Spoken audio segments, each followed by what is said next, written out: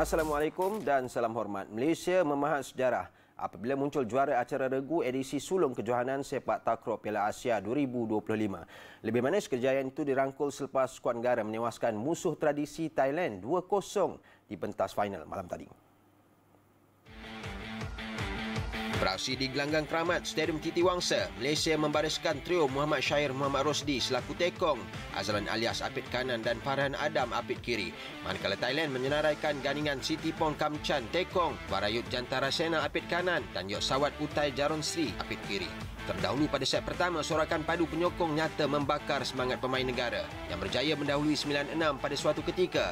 Namun beberapa kesilapan mudah dilakukan trio kebangsaan membolehkan Thailand merapatkan jurang kepada 9-10.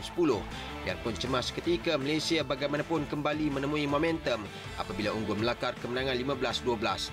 Aksi set kedua jelas lebih mudah buat pemain negara yang tenang mendominasi gelanggang sehingga mendahului 10-4. Semangat membara trio negara kemudian terus sukar digugat selain prestasi memukau dipamerkan Syahir yang mencatat 5 ace ketika servis membantu menoktahkan kemenangan 15-9 untuk menjulang trofi acara regu. Pencapaian di lakar itu sekaligus mengulangi kejayaan Malaysia pada final Piala Dunia 2024 apabila turut menewaskan Thailand dalam acara regu di gelanggang sama.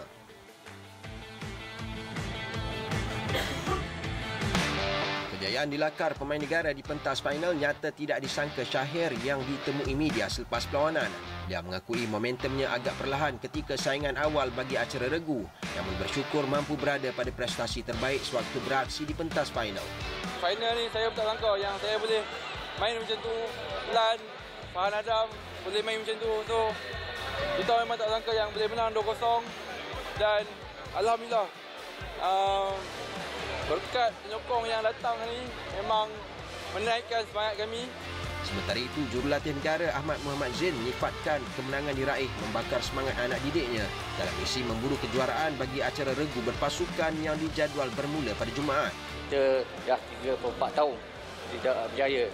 Berjaya dengan bumi di Malaysia ni, di Piala Asia ni, insya-Allah saya yakin sepenuhnya pemain-pemain saya akan menunjukkan prestasi yang baik dan insya-Allah kita akan capai kemenangan. Saya yakin pada pemain saya. Kejayaan dalam acara regu sekaligus menambah koleksi kejuaraan buat Malaysia yang sebelum ini mengungguli acara kuadran Isnin lalu.